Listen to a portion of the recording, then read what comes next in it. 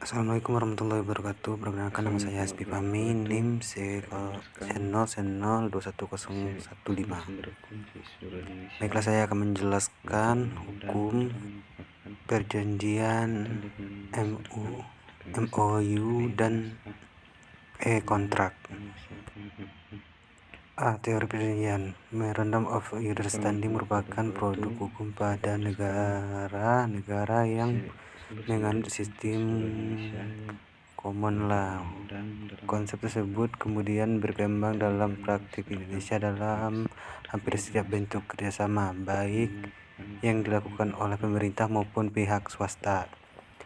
Dapat dipastikan bahwa produk hukum tersebut tidak lagi asing maupun baru. Banyak hal yang melatar belakangi dibuat.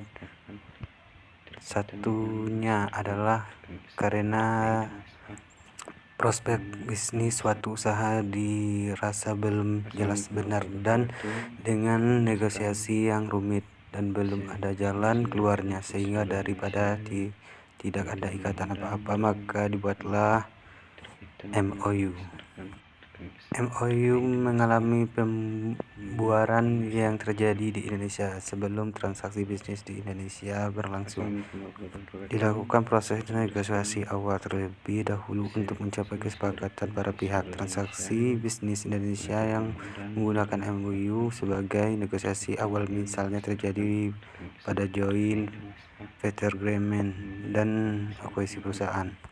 B. Syarat sahnya perjanjian. Agar suatu negosiasi bisnis berjalan dengan baik, maka yang mesti hadir di meja negosiasi adalah mereka yang menguasai seluk-beluk bisnis, disertai dengan konsultan hukum. Mereka yang mewakili kepentingan bisnis akan melihat dari aspek bisnisnya, sementara konsultan hukum akan melihat aspek hukum dan formulasinya ke dalam draft kontrak. Untuk itu, kepada para konsultan hukum sendiri dituntut untuk tidak hanya menguasai ilmu hukum kontrak, tetapi juga menguasai dasar-dasar bisnis yang dinegosiasinya.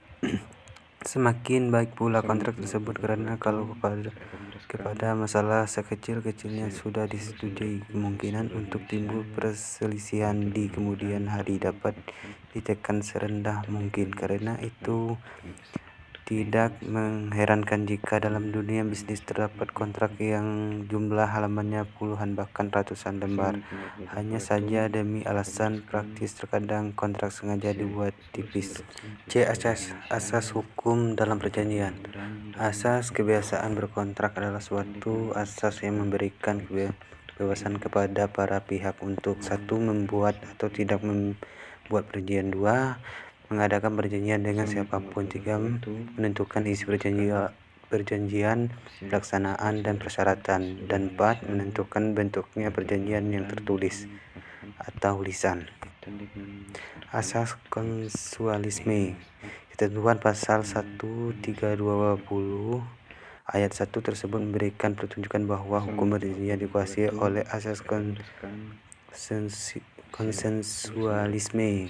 Ketentuan pasal 1320 ayat 1 tersebut juga mengandung pengertian bahwa kebebasan suatu pihak untuk menentukan isi kontrak dibatasi oleh sepakat pihak lainnya. Dengan kata lain, asas kebebasan berkontrak dibatasi oleh asas konsensualisme.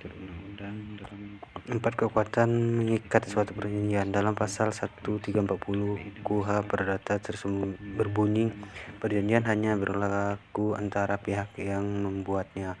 Hal ini mengandung maksud bahwa perjanjian yang dibuat oleh para pihak hanya berlaku bagi mereka yang membuatnya. Namun demikian, ketentuan itu terdapat pengecualiannya bila didirikan untuk kepentingan pihak ketiga. Perjanjian yang dibuat untuk diri sendiri atau suatu pemberian kepada orang lain serta mengandung suatu syarat semacam itu. Para pihak dalam persetujuan adalah orang-orang atau pihak-pihak yang mengikatnya dirinya dalam suatu persetujuan.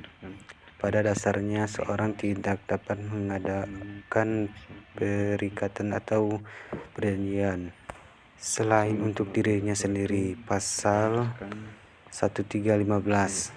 Namun seseorang boleh menggung seorang pihak ketiga dan menjanjikan bahwa pihak ketiga ini akan berbuat sesuatu, tetapi hal ini tidak mengurangi tuntutan ganti rugi terhadap orang yang berjanji itu jika pihak ketiga tersebut menolak untuk memenuhinya. Pasal 1316. 5. Tinjauan umum loan agreement sebagai perjanjian. Dalam pasal 1 ayat 1 Undang-Undang Nomor 24 Tahun 2002 tentang Perjanjian Internasional. Selanjutnya disebut Undang-Undang Perjanjian Internasional. Disebutkan perjanjian internasional adalah perjanjian dalam bentuk dan nama tertentu yang diatur dalam hukum internasional yang dibuat secara tertulis serta menimbulkan hak dan kewajiban di bidang hukum publik.